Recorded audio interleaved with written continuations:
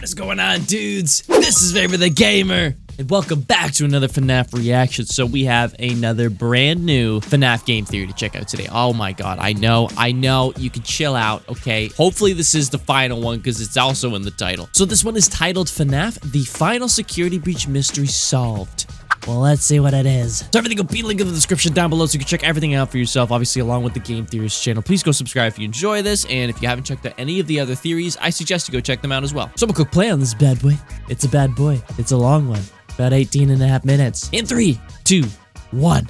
At this point, we've solved every lingering mystery from Security Breach. We looked at this thing from top to bottom. Glamrock Freddy, Golden Freddy, the missing Bonnie, the infuriating Patient 46. We connected every detail. We called every child a robot. And that's where I was happy to leave it. FNAF dead and buried once more. Laid Except for that to time rust. I talked about potential real-life ARG, That's but funny. we're just gonna ignore that ever happened. But now, it's reborn yet again, risen from the ashes. With the drop of a brand new DLC teaser a month ago, and the start of a brand new book series literally this week, FNAF is back. Which means it's time I dive back in We'll and see cover about the that. one thing that I was too scared to talk about when I was doing theories earlier this year. It's the one topic that very few have spoken about because it's just so darn confusing. I appreciate that probably doesn't narrow it down a whole bunch, because let's face it, most of this game's lore feels that way, but this was on a whole separate level. Fred boys and Mangle girls, it's time to talk about the blob. All right, let's talk about it. Hello, Internet! Welcome to Game Theory, the show that's full of so much agony from analyzing FNAF, it could probably bring its own animatronic to life. Maybe then I'd finally get a vacation. Soon, my precious. So, you heard the cold open. There's a new FNAF book. Creepy. There's a new FNAF teaser. But before I get to any of that, there's one topic that all of us left lingering from Security Breach. Everyone's favorite mass of animatronic parts and black tentacles, the blob. Or, as I like to call him, Freddy Spaghetti. On that note, by the way, I don't know if you're aware, but FNAF Pretty is in the accurate. process of becoming a real pizza place. Not real. Basically, they're doing the same ghost kitchen stuff that Mr. Beast did for his food company, where existing restaurants just make extra food under a different brand. I actually did a food theory explaining it all. Check it out after the video. It's actually really fascinating stuff and very relevant to the franchise now. Anyway, with a real-life Freddy's comes the need for some real-life food. And if Freddy Spaghetti is not an item on that menu, so help me, I will write a politely worded letter to their social media account and kindly request that they reconsider. Anyway, the blob was, at the time, the mystery that no one That would could be crack. awesome. Then you've got the blob as well. The blob's just on another level of complicated. With the blob, there are so many animatronic bodies there that have no reason to be there. I'm gonna take a stab in the dark. I think I put Henry in the blob. The blob is just the catch-all, all loose ends. And anything we don't understand, it's in there. It's in the blob. But you know what? It's been half a year. I'm done just throwing all our unanswered questions into this literal landfill of a character. We need to Today know. we're getting some definitive answers as to what and who this thing might actually be. And those answers are going to do two things for us. One, they'll absolutely help clarify how we talk about this franchise moving forward. And two, they'll certainly have severe implications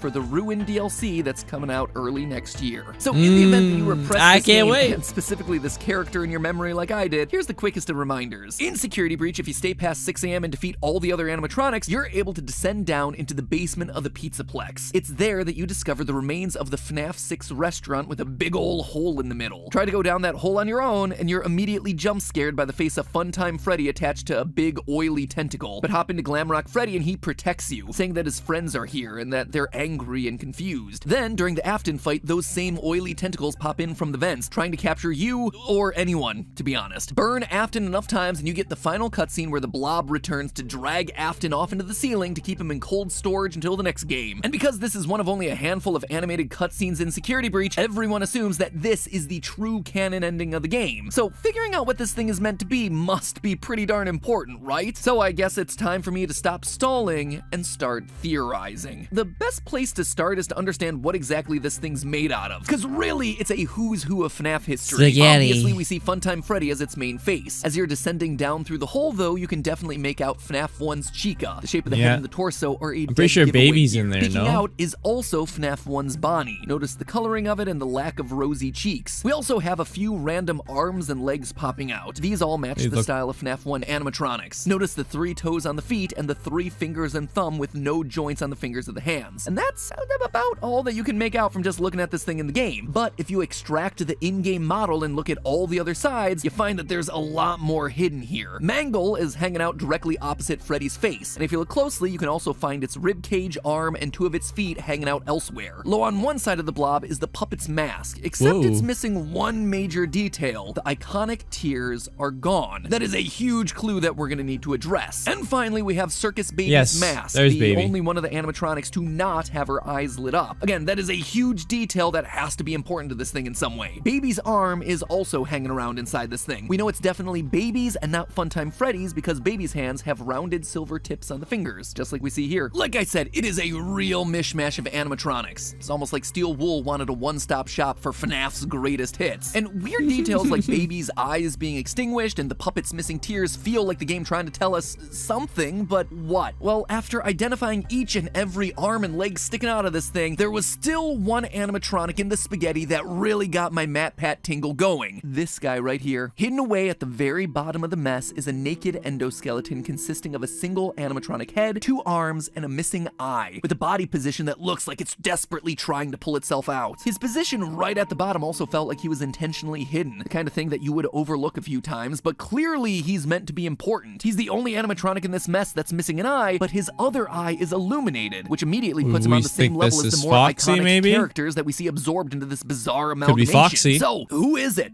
What is it? Just a random endoskeleton? No, couldn't be. But to know for sure, I had to look closer. My first instinct was that it must be Golden Freddy. I mean, looking at the roster of characters inside the blob, pretty much every major animatronic is represented in some way. Freddy, Bonnie, Chica, Foxy, Puppet, Baby, all of them are here. Well, I guess but Mangle's Golden Freddy Foxy, is strangely absent. Plus, with the animatronic only having one eye, I thought that maybe it was discreetly hinting at the fact that while the crying child's spirit was released in the good ending of FNAF 3, another spirit remained trapped in the metal. Cassidy, the vengeful spirit, still here and still angry. It felt very reminiscent of the 2 endings of FNAF 3. In case you don't recall, FNAF 3 was the first game in the series to introduce a good and bad ending. Finding all the secret minigames led you to Happiest Day, where the souls of the dead kids are put to rest and we're given a final image of unlit animatronic heads. But if you just finish the game normally, you instead get this, the bad ending. An image of those exact same masks, but each one with one eye lit up. A spirit remains in each body. Well, all of them Never thought of it like that. Freddy's mask in the background, which has 2 eyes lit. 2 eyes for 2 spirits. And in the intervening years, one has been released. However, despite lots of pieces thematically lining up, there was one glaring issue here. Golden Freddy doesn't have himself an endoskeleton. He's a spring-locked suit. It's why Golden Freddy is always hunched over. He has no skeleton, no frame. So if Golden Freddy's now off the table, who else could it be? Well, obviously, I'm still thinking his defining Foxy. feature is that one lit eye. But it's not only that one eye is lit, it's that he's physically missing the second eye. So I sat down and went through my mind's encyclopedia of FNAF lore to remember what other characters only have one eye. Immediately, I thought Foxy might make a good contender, except Foxy isn't actually missing an eye. He just has one covered up by an eye patch. Same thing for Withered Foxy. Maybe it could be Lefty, the strange black animatronic bear from FNAF 6 that was designed as a capture suit for the puppet. Nope, the eye that's missing is on the wrong side. You know what? Forget it. Maybe it is just a random endoskeleton because why not? It's Security Breach. But you know what? It's not that either. You see, FNAF 1 endoskeletons are canonically more boxy and streamlined, not this guy. The body in the blob is actually closer to the Endo O2 models that we see used in FNAF 2. Those have thin spring-like coils around their main skeleton. But even then, what we see in the blob is different. Notice the thick round discs that are directly connected to the skeletal structure. You don't see that in Endo O2s. It's almost like these things' arms are actually its legs. But that doesn't really make a whole lot of sense, or does it? Because there is one animatronic that actually has hands connecting to leg joints. One with an Endo O2 head that's missing its right eye. One with wires hanging out the side and with 4 rounded fingers at the end of each hand. It is the Mangle. Just, you know, it's Mangle's other head. That weird guy who's just kind of hanging out over there on the body. It is a direct match. Okay, gotta be honest with you. I was excited to identify this mystery animatronic, but also, yeah, disappointed. This weird animatronic that's trying to pull itself out of the bottom of the blob feels like it should mean something special, but Mangle being the answer just feels empty. Like, yeah, we already know Mangle's in this thing. The head is very obvious on the body. So,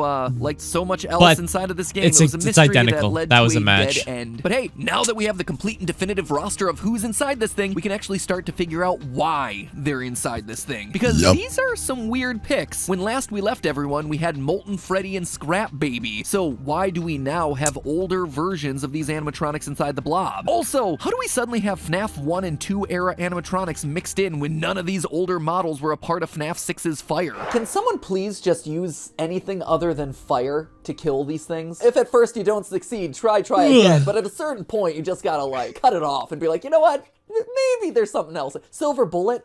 Steak in the heart, garlic, just literally anything. Honestly, this was the main reason I didn't want to cover the blob. Just felt like one big continuity error. But now that I've come to the end of my sanity trying to determine what animatronic a finger belongs to, I think an answer has presented itself to me through the darkness. And you know what? I was wrong. Dead wrong. So the opening area of Security Breach is Rockstar Row, and it's full of memorabilia from the past pizzerias. You got stuff like OG Foxy's torso and jaw placed inside of display cases. There's also Bonnie's guitar, Freddy's bow tie, Chica's cupcake, even random stuff like Chica's feet or animatronic leg pieces. But it's not the items that are there that are interesting, it's the ones that are missing. If you look closely at these display cases, the majority of them have at least one missing item with a small description plaque in front of the empty space. Unfortunately, we can't see what exactly is on the plaques, but if torsos and feet are being displayed, then it isn't too hard to imagine that these could have been the heads, masks, arms, items that have been collected and added to the blob. In fact, that would explain why it's Circus Baby and Funtime Freddy heads inside of the blob instead of Scrap Baby and Molten Freddy. It's not a continuity Where's error like all of us Henry assume. in all of It's just this? a really obscure lore You know what I point. mean? Remember that FNAF sister location ended with all the animatronics Am I teamed just up to tripping? form Enter, Where did he a go? literal tangle of wires and eyeballs, and that was pretty much it. But once Ennard was puked up and Baby got voted out of the team, that tangle of wires needed shape and form. This in turn gave rise to Scrap Baby and Molten Freddy, creatures created from literal trash, not official versions of the characters, for as much as they might look like the original characters. As far as Fazbear Entertainment memorabilia is concerned, the Circus Baby mask and Funtime Freddy head, they're the latest versions of those characters. They're put on display for fans of the series to see. Parts that this tangle of black goo could steal from the displays and absorb into its own being. Same with the OG suits and Mangle body. Scrap Baby and Molten Freddy, meanwhile, they're unofficial characters. They were never created by Fazbear Entertainment or displayed inside of a pizzeria. In short, I'm sorry, Steel Wool. I'm not sorry about a lot of the things I've said about some of the lore decisions in this game, but in this individual case, I'm sorry that I assumed that this was just a sloppy continuity error when in actuality, it was a lot more thoughtful than I could have ever expected. We just didn't give you enough benefit of the doubt here. So, like an overeager Funko Pop collector, there's a tangle of black wires lurking in the Pizzaplex hunting for souvenirs from the franchise. And believe it or not, this actually lines up with a random detail from the story New Kid in the third Fazbear Frights book. As a group of kids are exploring an abandoned Freddy's restaurant, we get this line, quote, "While they were in the bathroom, Devin was pretty sure he heard something slithering through the walls. He didn't say anything. From the way the other boys' faces paled, he knew they heard it too." That is the line, and it never pays off. Not in this story, not in this book, not in the entire book series. The whole story actually winds up being a Golden Freddy story, strangely enough, but it leaves Chekhov's tentacle monster just sitting there in the walls waiting to be used, probably because it was meant to pay off in Security Breach, a game that was originally meant to release closer to that story's publication, but the repeated delays in Security Breach threw all of that synergistic programming off. Alright, so we know why it physically looks the way it does, but really, what are these tentacles? Well, that's where the puppet mask Missing Tears comes in. I think we're all familiar with this thing's story, right? In the aftermath of kids getting killed at Freddy's restaurants, the creator Henry institutes a security program in the form of the puppet. In FNAF 6, we literally see this thing called Security Puppet. Sadly, Henry's daughter Charlie is killed outside of the confines of the restaurant. The puppet finds her too late and lies down beside her in the rain, and the two become one. And in FNAF 6, the last official time that we see this character, it comes complete with tears in its eyes. In fact, in every iteration of the character, the puppet mask has tears. Or should I say almost every iteration? Look at the Security Puppet minigame from before Charlie's death. The mask has no tears. It's only after Charlie dies and the thing is possessed that tears suddenly form on the mask. Tears mean that Charlie's soul is inside of this thing. But now, there are no tears left on the mask because Charlie's soul has been released. She's no longer inside Security Puppet. When Henry burned everything at the end of FNAF 6, it worked. Kinda. It freed all the souls that were trapped inside of the metal. This coincides with what we see on the blueprints for Remnant. Overheating might neutralize the effects permanently. However, it didn't work all the way. There's one thing that Henry's fire didn't account for, something that it didn't purge: agony. You see, Remnant soul metal might might be the focus of the games, but it isn't the only powerful force that drives this franchise forward. The other is actually found within the pages of the Fazbear Frights books, Agony. Now, it's important to distinguish the difference between Agony and Remnant. I've seen a lot of places using the terms interchangeably, but in Fazbear Frights, they're explained to be distinctly different. Remnant is all about the soul. When an animatronic becomes possessed, that spirit literally becomes attached to the metal. That metal can then be melted down into a substance that Fazbear Frights describes as a boiling liquid mercury, aka remnant. If you inject that metal into other animatronics, it suddenly brings them to life using the power of the original souls. Compare that to Agony. In the books, Agony is studied by Dr. Phineas Taggart. He states that Agony, quote, has a greater energetic radius and power than any other emotion. I've done numerous experiments to measure, capture, contain, and study the leftover emotion embedded into objects that were near a tragedy. The book even goes so far to explain that the items Phineas has collected weren't possessed by ghosts or spirits, but instead were energized by agony. So when someone feels agony, it doesn't just stay with them, it can infect inanimate objects around them and linger there. In other words, while those original animatronics no longer have spirits powering them, the agony they felt while being murdered remains attached to the suits. That's why the Blob's interested in collecting the suits. It's not collecting spirits, it's collecting agony. By combining them, it becomes more powerful. All the pain and suffering of the children from over the years brought together to create one giant monster. That's why the eyes are glowing red for all the animatronics and endoskeletons. It's also why the puppet and baby aren't glowing. The puppet has been put to rest by her father. She's no longer tormented. My daughter,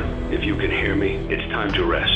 For you and for those you have carried in your arms. And baby, well, yeah, she is certainly angry. She is jealous, but she's also eager to please her father even after death. Now we can do what we were created to do and be complete. I will make you proud, Daddy. She embraces the monster that she's become. She's not filled with agony, but everyone else? Absolutely. Even in that finale speech, we hear Henry say it. This place will not be remembered, and the memory of everything that started this can finally begin to fade away, as the agony of every tragedy should. Agony! Woo, woo, he did it! He said the word! So, there you have it, friends. Over half a year after the game's release, we finally solved the last mystery of Security Breach. The Blob isn't a giant continuity breaker, it's just a very cleverly composed amalgamation of animatronic parts slithering through the walls looking to accumulate agony, the tortured emotions coming from all the old animatronics on display throughout the Pizzaplex. And now that we've solved it, not convinced that we've seen the last of it. Despite the fact that the Afton ending's only worth 2 stars, when the highest is 3, the DLC poster does seem to indicate that the story is going to follow this particular ending. Notice the melted parts of Chica's face, the ruined Pizzaplex, which directly follows the building collapse and Afton's ending. But look a little closer. There are mysterious red eyes up in the top left. I saw that some too. Suspicious looking cables down in the bottom right. Even if the Blob did finally kill Afton during the ending, the agony would still remain. It perseveres beyond death, and it isn't able to simply let go. In short, the Blob is still very much a threat, something that is more powerful than anything we've ever faced in the franchise. In fact, maybe my previous prediction about the Afton amalgamation could still come to pass. As I called out in a previous theory, in the books, Afton gets mixed up with a bunch of agony, which creates a giant monster trash rabbit. And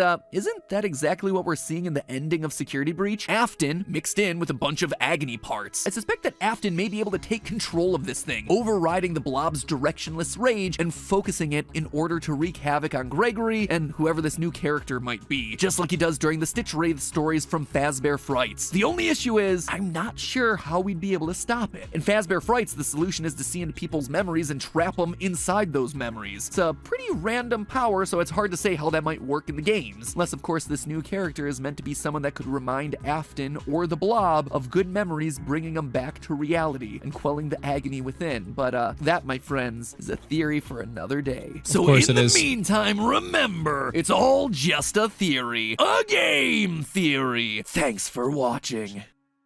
Oh my gosh.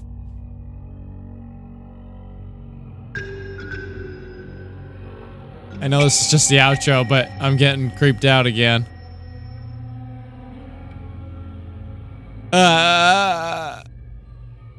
Can you not? I just woke up and I'm tired. That was spooky. Well, that was actually a good one compared to the last theory that we reacted to. There was a lot more that we learned. I was very intrigued to learn more about the Blob, being that there is a bunch of different animatronic parts in there. Who is actually, you know, taking over the animatronics when in the FNAF 6 ending, they all got burned and laid to rest. The Agony part, I'm still confused about. I guess I gotta read the books more. But that was a pretty good theory on what's gonna happen in the next game, the next DLC. Maybe Afton isn't dead, or his actual soul is dead, but the Agony is living on in the blob and probably takes it over. And maybe we will get a giant amalgamation of Afton. That would be really interesting. There's no way he's dead. He always comes back. I just really can't wait for the next DLC. It looks so cool. I love that they're going back to the actual Pizzaplex. It looks like it does take after the Afton ending when everything's kind of crumbling to the ground. You know, you got burning animatronics, you got the whole golden statue broken. We have a new protagonist. We don't know who we're playing as, but I can't wait. You know, we are in July of 2022. I mean, early 2023 is not that far away. Well, guys, that was another game theory for FNAF done by the Game Theorists, and this one was titled The Final Security Breach Mystery Solved, and I guess it was. Let me know what you guys think in the comment section below, and everything will be in the link in the description down below so you can check everything out for yourself. Obviously, along with the Game Theorists channel, please go subscribe if you enjoy that. Go check out all the other game theories if you haven't yet already. So like it if you enjoyed, subscribe for some more videos, and I'll see you in the next one. So, bye!